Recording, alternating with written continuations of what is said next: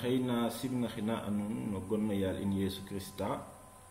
o pog non pasteur Ebin François Thiaman te no gari daxinu xay ndax waagu waxtaan xin fa non xay koy in bugo bisida cangina kandeer no safele andona in way na njangan refna safele na layel ndax buga o ref o talbe ndax buga o ref o talbe Yesu jafle fafna i nga ayo ke farna no fes pakadof a cinj i nga aye o fes pakada cinj ka ref daran feran no kena no kena bisang no kercen manam no kena rok nang no matne roog i nga ayitame oxe andone fese pakaduma cinj waage o fela roog donc o fesange pakado fa cinj wagilo o fela roog waga o xoy to xa kercen koy ndare fa fulino donc daran feran le ke warono eto fi refa ngaye buga o ref kercen te refu ye o fes pakat ke o a cinj donc xay koy xay nga cang ta kanderale a cang na ta kanderale o xey o xeyane el manam gimna Yesu Christa wala o ngim na Yesu Christa xaro gim na Yesu Christa a refu donc i nen laytanuma jafle fafna inga ayo e o fes paka inga o fes paka do fa cin koy tekteye o ricoox pakat ke o mbaafna rek lay ricooxa aden kaga a fogaten nda itam a jega lakas ka o warona o fi te refu o jeg o ngim donc xay det na pi ake no apotarwe no sar xar baxay fu beta fa la nga nderale no ko xotitna no pen xarben tadik keke manam acte 16 verset 30 à 31 keke te talaye cin kaga asuta aden tafil to alay gormat xar warum ofi ndax mucc andona no yoye gimino yalo xe Yesu to xan o mucc wo fo win bindof donc meke o koor o xe andone ka yeto xogu kaso fe me Paul fa Silas a mbeg ena donc Paul fa Silas ka da mbeg el yam a yegna da yeg tong na yegil mbaxne donc o yengo leng da def no ngimayo simatayo o yalo xe bo andone lank ayo no so ke andone te refu xa bunto xe no kaso fe a ndaj toox a mbeg toox so koy kam kene o kooro xene yetooxog na kaso fe a ga katil fe no yaaloxe so a gara lamta a Paul fa Silas a laya dene xaro in waagum o fi ndax in mucc nda o tontaxole Paul fa Silas meke te leye andona no yoye gimi no yaaloxe Yesu to xan o mucc wo fo wiin mbindof donc gimi no yaaloxe Yesu to xan o mucc wo fo wiin mbindof donc kena mucc la te refu o gim no yaaloxe Yesu ndiki koy gim no yaaloxe Yesu te no i ndeet ka kita tekitna xaro gim no yaaloxe Yesu kene Paul laya a laya o xene refna o xe adoxatna kaso fe gimi no yaaloxe Yesu to xano mucc wo fo basilof kaga yo i ndeet ka koy xawota tektu gim na Yesu xawota tektu donc no etu no ke et ka ñang xay nga gim na Yesu ka tekite o xooloox a Yesu waxiga gim na Yesu ka tekit o xooloox a Yesu donc jego ngim ka tekite ko xelo yaakar a Yesu dong ndax waago jega muccale donc la ngay ko gim na Yesu dong te o xele o yaakar ndax o waago jeg a mucc Yesu dong waro fo katin fo lakas xay detin na pi ake no apotarwe o saro nax kandero le ko xotit na o peng xar baxay fo di kandero donc acte 4 verset 12 acte 4 verset 12 keke talayo talaye yaga bog no ten som a mucc a waage o jegit yam jege ɗuga asaman gon lakas la roog a ci'itna ndeer no wiin we ndax i mucc donc nona ke ta layna me ta laye yaga bog no ten som amuc awage o jegit na yesu som te amuc awage o jegit kaga fa lay fe roga la yo in donc gimna yesu katekite o xolox ay yesu xoloxin ten dong ndax wago jegit no ten amuc wagiro o lay ko gimna yesu so gimno lakas gano donc te taxutal leerandin mais ta lay yaga bog no ten som amuc awage o jegit no ten som amuc awage o jegit ta lay yam jege duga asaman gon lakas la rog a ci itna nder no winwe ndax imuc donc rog ci te o mumu ci lo lakas o mu ci lo len kutte ta ci tu ta lay gon len kutte ta ci tu na adna fe ndax winwe ambago ndawit ten amuc gon laga koy ano te refu yesu krista fe refna o benga rog donc gimna yesu te refu ye o xolox ay yesu ten dong ndax wago jegit no ten amuc tax yidet na sang Jean 14 verset 6 donc sang o sar xarba xay fo nax kanderole ke xotit na no pen eta fa le ngandero ngi donc keke talayo maga imbaga no njang talaye yesu adonan e mi refu adat ale fo ndigil ne fo o ñowole o leng wage o fad me fap fe to ref tememi nunga yesu na lame tale mi refu adatale na bisa maro mi refu ndigil ne mi o refu o xeroga ci itna ndax in wago refu mu muccil ndigil ne jege ndigil lakas ndigil len ku to jegu tarefa an tarefa yesu tale mi refu o ñowole mi ona ci ta o ñow tale o leng wage afad na fap fe to refte nami o leng we fad marog o leng we fad na arjana to refiro na yesu fe anona ye te refu umumu ci loxe rog a ci itna donc gimna yesu te refu ye o xolox a yesu nen oxe andona ye ten dong te no wagong o muccil yam te refu a ɗatale te refu ndigil ne te refu o ñowole to ten som te refu oxe roga ci itna na adna fe meke ndax wino ambago ndawit no ten a mucc donc te lay meke ye fat i ngat lakas ku i yakar ina ye a waga o mucc la in lakas ku o foog ona ye a wag angu ci a mucc wala waga jegit ten arjana wala waga jegit ten o ñow fa gerole xaƴen to damloox noxe andona ye te refu oxe roog a coɗonga ndax wago dawit no ten a mucc i ɗetanga tala ye a muccalene koy i njegtayo na yesu ka ref nen kado ka ref ka andona ye roogo ci'na in ka ci ito refe ka andona ye ka i njalin nda roog ten fo xoxodum teno ci'wa in manam te ci'wa in kado nene ndax in imbago ndawit ten a mucc i ɗet na Ephésien donc Ephèse ke xotitna no saaxo ɗik kanderole no peng ɓeta kanderole keke yo refu ke ta layna ta laye nene boog na yirmande roog nu muctu na pexey o ngimonge a mucc a lene koy xatena nuun ci it roogo waxe ga ta laye a koorgoorloxa nuun taxiran yam ndik o leng a fakoox gano nene boog na yirmande roog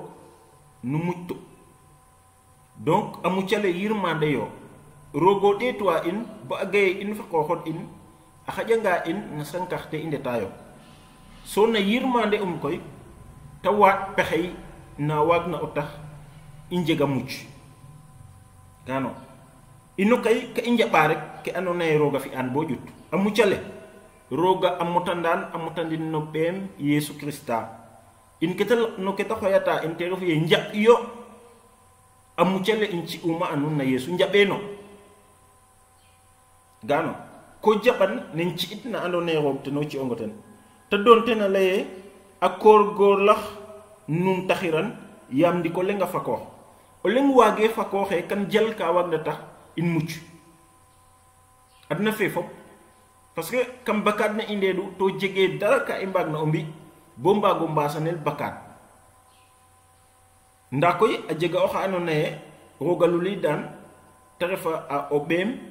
a refa Yesu Krista a jaɓa o garida xawel ndax wo xawkatano donc a jaɓa o coono ndax wo coono katiro donc ci it na andoona yee roog teno ci'ong o ten teno ci'un a in. Donc i nga'aye gimna Yesu te refu ye xooloox a Yesu dong ndax o jegit no ten a mucc o toq o ɗikandeero le itam manam gim ka tekit itam o jega xoolax a jega wa andoona yee o layanga a dene o xonanga mama o ret ka da layonge kaga roogo andun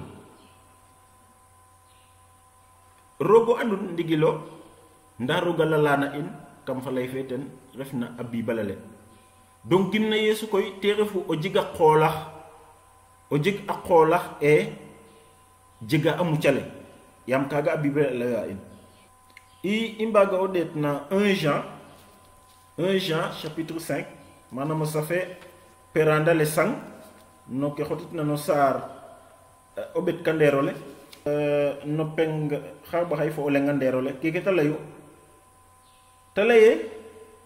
seede fene refu ye ka roog a ci'a in o ñow o fagkeerole to o ñow o lene oxe no ɓeem oxe jegna o ɓeenga a jega o ñowole oxe jegeerna o ɓeenga roog koy jege o ñowole bindam a nuun kene fop ndax nu an nu njega o ñow o fagkeerole nuun we ngimna no gon no ɓeenga roog est ce que o nana ke ta layna meeke ta laye seede fene refu ye ka roog a ci'a in o ñoow o fagkeerole to o ñoow o lene o xey no ɓeem roog ka ci'a in kum o ñoow o fagkeerole refe ye roog ka ci'kana in ciñ fa ngon nda i njegano no waxtu ke andoona yee i ngimayo na Yesu fe ta lulidna in te taxu Paul a laya sila se gimino yaaloxe Yesu to xay o mucc wo fo ɓasilof donc a muccale ndiiki yo refe ciñ fa ngon gano o ñoow fagkeerole ndiiki yo o jegan ta le ka roog a ci'a in o ñoow o fagkeerole to o ñoow o lene o xey no ɓeem o ñoow o fagkeerole arjana fe o xey na an o xey no ɓeenga roog refna Yesu ta leye oxe jegna o ɓeenga a refanga ye wo jaɓa o ɓeenga roog ta leye a jega o ñowole oxe jegna o ɓeenga a jega o ñowole manam a jega o ñoow fagkeerole a jega arjana oxe jegeerna o ɓeenga roog koy jege o ñowole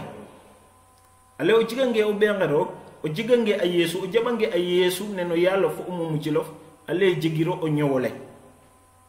oxe ga jegiro a arjana comme ne Yesu laytuna ka leye mi refu a ɗatale mi refu ndigil ne mi refu o ñowole o leng waage o fadna faap fa to reftenami o leng we rokna arjana to reftenami i taxuta leye oxu jegeerna o ɓeenga jege o ñowole wo koy est ce que jega o ɓeenga roog est ce que jaɓa o ɓeenga roog est ce que o ɓeenga roog jaɓano neno yaalof o mumucilof ta leye bindam a nuun kene fop ndax nu an nu njega o ñoow o fagkeerole nuun we ngimna no gon no ɓeenga roog gano a potar sang tena binda ta leye kan binda a nuun ndax nu ande nu njega o ñoow o fagkeerole nuun we ngimna no gon no ɓeenga roog i njegayo o ñoow o fagkeerole wo fe gimna na Yesu jega o ñoow o fagkeerole kaga ka xelo ref o woor na wo waxe ga o gimanga na Yesu refe ye waratiro o laye andiim roog dongo andu andiim me in jofa roog dongo andu me in jofa a bibale le annorange yam ne o gimona na Yesu fe refna o ɓeenga roog jega o ñoow o fagkeerole jega o ñoow o fagkeerole donc i continue a cangna le i ɗeet na sang o saar xarɓaxay no saar xarɓaxay no peng xarɓen ɗik fo ɓeta ndaɗ kandeerole sang donc Jean 10 verset 28 ke te layu maga ay detin talaye yesu na laya tale kam ci a aden o ñow o fakkerole to sankor ke muk o ling supit ke aden no bayes yesu na lade manam we ngim na no ten tale kam ci a aden o ñow o fakkerole kam ci a aden o ñow o fakkerole to sankor ke muk o ling supit ke aden no bayes donc we andone kanja ba yesu yesu ka ci aden o ñow o fakkerole to ale to sankor ke yo muk to o leng wage o sukta den na bayu mo leng we watin o kertie no xe na bayaxe yesu donc talay meke ye o ñow fakkerole refeye ciñ fangon ten dongo ta ñew kel nda o ñew fakkerole o xey in wey na ñewan in wey njapna o yalo xe yesu te refu o ñew xasole in ndawitna na roog na pexe yif te du leten to o ñew xasolaga in wey na ñewan meke no lanqe o ñew fakkerole ne o xey na in ke taxna fakke koy meke yo te dortu nda day ke meke xay jeg waxtu ndigilo xay ngon nda ba isa dar fa ngon parce que ici e o ñew fakkerole ciñ fa ngon sax ka i continue ka o ñowik parce que o ñowole i saxna te refu o ñowole xatna na roog waxe ga te taxu yesu a laye e oxu gimna nami e a xonanga sax xaye ñow oxu gimna nami a xonanga sax xaye ñow fa ngon fe a ɗato rek a ɗato nda i ngonanga sax ciñ fa ngon fe xay i mbaf itam continue ke andona ye te refu o ñowole in ñowik no mbin faap in donc gimna yesu ko xelo jego woor xeliro o jegata o yifa dak xeliro so darata fangon yesu alange acci am o ñew fakkerole refeye kacci kangote ne ciñ fangon waxey foten waxey fo o ñewolene refa ngaye waxey na ñewa fa yesu refa ngaye jaba a yesu waxey fo o ñewolene to kaga ko xelu jegte no woor ko xelu jegte a qola donc inga aye gimna yesu ka refe xolo xa yesu xolo xe ten donc te wago ngo bis na arjana te wago ngo ci o ñew fa kerole la kasku o yakar ono xajin dikander ke te refu ye o jego wor jigi o wor no ke fa lay fero ga leyonga alla yange jiga o ñew fa kerole yamne o gimona no bengero gi amne o gimona na yesu o ñew fakkero laga jegano bojut donc o gina lamtangang mamo oreta andame oreta me oreta te refu na arjana te refu no mbin fapof te refna na asaman te taxo yesu le mbin fapes a jega xam mo fa mayu kan reta wa anun manu mofna in reta ngam bo wa anun manu mofna xan gar xoti da nun ndax men ref ka nu mbago def maga famille ta kander ke inga ka koy te refu ye o ngim ka refitam onanan wagiro ole ko gim to jabiro onanan donc idetanga xay idet na match no sar qarben dik fo beta da kanderole match 28 verset 19 meke me yesu a alula dalbe weten kita layna adene te dangalo ombi talaye net yombi iqet ke fop dalbe mbatise yo aden no gonle na fap fe fo benge fo yifte dule to njangin aden dangay ke xebluma fop mexey fanun bes fu refna boma adna fe adayka tik tadik keke te yesu alayu dalbe weten tambi kala de net yombi iqet ke fop dalbe donc o kertien ka xelo genox no jafalaga mbi iqet ke fop dalbe fexey bo o xo andona wala o xo o wagona o lay ka fana na yesu bo ten tawago jaba yesu ne no yalfa o mumucel kaga afogano ke yesu fe refna o yal in alayna in pour imbi to ko engalo ngenoxten mbeto mbet ale wen a njaba ngayo koy tale mbatise yo aden no gonle na fab fe fo berne fo yifte dule mbatise yo aden no gonle na fab fe fo berne fo yifte dule gano batise fe aussi ka f ka anone ka fog afa nga ye wo ko gimna yesu to batise afuliro warano o wago fi parce que ka fog no ke yesu a doxinna ke yesu alayna dalbe wetene dambi an so koy kanderne araf kum tale to njangin aden dangay ki xeblu ma fop jangin aden dangay ki xeblu ma fop donc ti taxu itam wo fe mof na onan giloxa acang na keke onan giloxa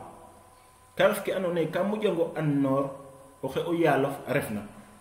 oxe yesu krista arefna arefa nga e continuer a onan giloxa xayo ga ena safeleke injangayo xayo xotit ten xayo mojo andit ten o yalof xayo mojo andit ten ke o dawtona na yesu ye o lewna a yesu ye i jaba xongo ref xaw jig mayu to kaga yo fu yene fe no yaloxe kale fat injangin we andone ka dangin we andone a njaba yo onde fam njangin yo aden dangay ke xebli tuma donc wara o mof o jangnel o wago an xaro yesu a xeblitu waxiga njangin yo aden dangay donc xela o nanan an ba o nanan pasteur ba o nanan o lakas min nanani a yesu nanani a roog nanani fa lay fe roog fexe yo anin bo pare mais o jabo o ñaaj no ke andona te refu no ke ta layang donc gi o ngim ka ref nanan ta laye o talbe ka nan nena apprenti ini anda apprenti ka inga apprenti menuisier wala inga apprenti maçon wala inga apprenti tailleur donc xaro defi a ka refa na tiaf no xe andona te na jangnan manam te refu bon imbaga nongot ne tiaf no yalum wala patron so o xene a jangnan o ndang tam mojo anda manam métier ne andona te refu métier ne ta jala donc na yesu itam kaga yo gari danga no chrétien ne ko jabon ko fexe ya on nan ne na apprenti yesu itam ka jigwi ta xaj na men wa andona ambaga ngondimle ambago njangnon ta ref nen pasteur ke ta def nen diacre ke wala oxu andona kam jangu fe a refa chrétien to en tout cas asak ministère naga wala wo fa ko do ga diw feke waga no mat bu to wago o jangnam bu awago mojo annoram o yalla refna so ko yo jebonne won ref pamum o janga on nang o maka no an o yalla waxiga donc hay det api akeno apotarwe chapitre 5 verset 32 api acte 5 verset 32 tale in sax seede u kene in fo yiif te du le roog a cigna we nananuna waga donc meke apota polo na leya te lay in sax seede u kene apota Pierre te na leya te lay in sax seede u kene in fo yiif te du le roog a cigna we nananuna donc yiif te du le anino te ci el we nanan na a roog buga o daw yifte dule parce que chrétien ne ba danganten dara fop kena layele o xeyno chrétien ne jabi o nanan to xew dawin xew daw basale no pakat ke waxiga xew daw yifte dule roga ci ita waxiga xayo ga bakat ne xaya xon no ñewale xayo ga o wuktu ke andone te o jiga taxoxof ke andona te dik om manam ma do xato ko xayo ga kene fop a daj toox xayo ga xayo bafit na sañ-sañ fe saytane garit na sañ-sañ fe roog mais on nanan te nona garta kaga talay meke yifte dule roga ci na we nananuna ide tanga na sa fe perana le Pierre 1 Pierre chapitre 1 verset 14 magaita mo xeyala no ke fa nanan verset 14 talay meke nen xatte bandong roog axa nananuna banu ndefan ayawake nu njeg ina yaga yenu njega fuleer na o an nuna tale nen xate bandong rog axa nana nuna xate bandong rogo indefu xabi rogo indefu yamne ingim na no yal in Yesu Krista tale yamne indef na xate bandong rog koy fat inanan a rog no pasil ne rogo imbogatu fat injabon nanan a rog jabonanan a Yesu fe refna o yal in tale banu ndefan a yaw ake nu njeg ina yaga yenu njeg a fuleer na o an ye keke i njanga fop yenu anda fuleeruna a jega no ke nu ñowogna nda ne andona ye nu andata kene fop koy nu njegata o an a jega mayu ke nu andat na no yaaloxe Yesu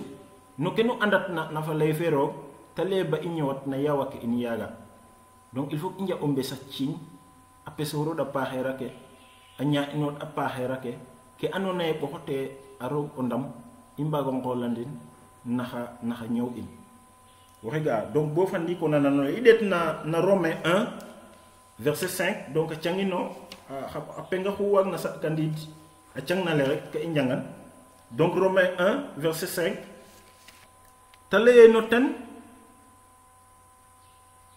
ten dawtum yirmande fo waag o ref o apotar bo xicca xeet ke fop dangim no ten to anananin ndax gonum asimatel donc apotar polo na leya tale no ten dawtum yirmande fo waag o ref apotar bo xicca xeet ke fop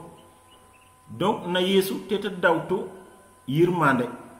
manam na Yesu te taxu ta mucc waxe ga lale no ten o ta dawtu yirmande bo a waago o refa toxa andona ye ka jelana o yaaloxe bo a xicca xeet lakas ke sax ndax waaga a mbaago ngarit a mbaago nanano yaaloxe yam den itamo anan na ngaayo o yaaloxe xay da njegit teen a mucc ta leye o ngim o ndigil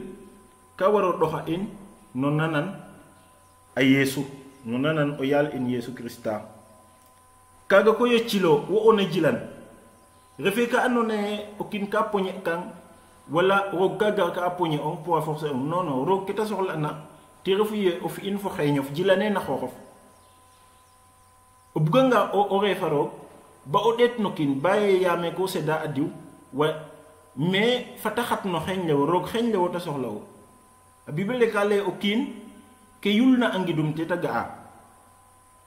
nda lay roog ke refna no xeeñ le no kiinoxe te ta ɗeeta roog xeeñ lewo te ta soxla'u ten ke ta soxla'na te refu ye wo fa xooxodof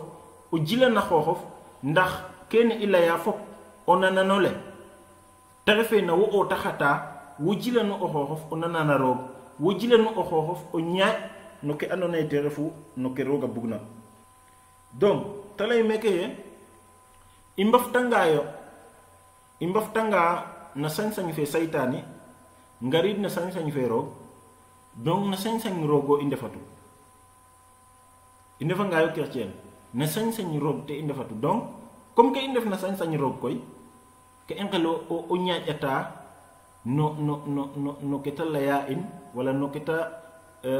ɗoxa in no ke ta xebilna in no kaaga te i ngelatu o ñaaƴa xay i muukit na Romain chapitre 6 verset 22 Romain chapitre 6 verset 22 i ɗeet maaga ta lay meke ye ndiki koy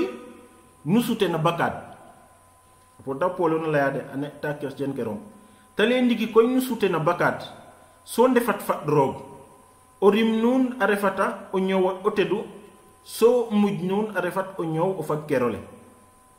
nu nga ta lay ndiki koy nu sute na bakkaat te ref ke i ñang na rek ta lay bakkaat ka xona no cer in ndiki koy i sute na bakkaat yam ne i ngim na no yaal in Yesu ta lay so ndefat fat roog donc sañ-sañ fe garid refu pat roog te moƴu ref o pat no kiin wala o ref o pat jini wala o ref o pat mbangol parce que gada torxat kan nda o refanga o pat roog en réalité refu o pat mais maaga yo o soga o waago wuktu yam na sañ-sañ roog te o refata to roog koy ne andona ye ka may o mbek na wo ref ke meen a ñaatla nang wala a torxatan ko wuktooka kay gano donc tale fat roog to i ndefatu donc ça veut dire na sañ-sañ roog te i ndefatu fat i njaɓo nanan a roog fat i njaɓo nanan a roog te re o rim nuun a refata o ñowot o tedu comme ne ta layit una ndiki banu ñowayo na yawa no ke cerke nuun a yawoog na yaga ale o rim nuun a refata o ñowot o tedu te le so muj nuun a refat o ñow o fakkerole muj nuun a refat kum o ñow o fakkerole donc in way ñowatayo no tedel yam ne i ndaw na o ñow fakkerole yam ne ando naye bakkat ne a xona no njerne in i njegatayo a xoox in way ñowatayo no cofelole roog ñowatayo kam mat ne roog nda itam muj fe itam te refu o ñow fakkerole o ñowole ando naye na roogo refu na lanqe ke i mbaftanga men itam xay i ndet continuer ñow fo o yaal in ñow manam fo o mumucil in refna Yesu Krista ndiki koy in lamta ndax jila o reef a Yesu est-ce que jila a Yesu ne no yaalof fo o mumucilof a refanga ye fi afulino fi en ne i ngatan na ci ito nda oxe garna a ci'onga longe ke kan ci'ongo ten o fañangaan waagiro o daw ke refna ten donc keke i njangna na Yesu fop waagino o daw ya ando naye jaɓiro ci it nene roga ci'onga na Yesu waagino o daw xayo nanan koy leg-leg sax xaye jaxlandong parce que i layanga yo yiif te dule i layanga yo a basane no pakat ne i layanga yo njerne wo ando naye bakat ne xaya xon ten i layanga yo o ñoow fakkerole mais kene refe ka ando naye ko waagno ga fo a ngidale o fi ange ke roga a layonga o jaɓange a Yesu kene fop waagino o ga te tax o Yesu a genoox a gidma a roog a leyne o yaaloxe maxey gidmang ne ando naye ko ɗasin keke yaalo an we fo we ndefna na adna fe a mboge ga njeg yiif ko ɗasnina den so lalin we moƴna o new we ando naye a newandooxayo so a nangiloox a cangna lewo a ñaaƴ no ke ando naye te refu no bugo lewo o lalna den we njaɓna a Yesu teno o yaaloxe a lala kaaga donc ta leye o fesanga pakat ke o a ciiñ so gimna Yesu kaga teno a Bible le a xoya tuub manam maga yo o tuubta manam maga yo tuub nokum tuub no ñowo etando le o manam o ñowo etando le o sak ona maga yo koy o tuubta to koy o layate ndiki xaƴatam kaga nda me ta refatna koy ka i ñowanata a roog ka i ñowkata fa roog so koy o ga koy a suptaxa commencer a jegida no ñowole o waxe ga'a donc xay i nga in no cours ne na garida donc nda ke jeg na solo no ke i ndam na xay no ke i njang na te refu o gim na Yesu Krista i nga aye koy gim na Yesu te refu ye o xooloox a Yesu xoolooxin ten dong ne no xe ando naye te waagongo ci a muc te waagongo ci a ñoow o fakkerole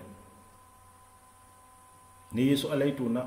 mi refu a ɗatale mi refu ndigil ne mi refu o ñowole o leng waage o ret na faap fe to refte na mi te layine no ten soom a muc a waage o jegit yam jege gon lakas la roga ci it na meke no lanqe ndax i mbago ndawit teen a muc gon leng kuto te refa Yesu i nga aye gim itam na Yesu ka tekite itam o xooloox fa lay fe roga laya ine in we ngim na Yesu fe refna o ɓengeroog i njega yo o ñoow o fakkerole refe ye xay i njegin ciñ fangon nda inje gano o ñewolen o xeyna in a qola xala koy ko xel no jeg wari o fogot fo wena la yaaye we anone gale o layange mamo o jofa ciñ fangon o le andin anda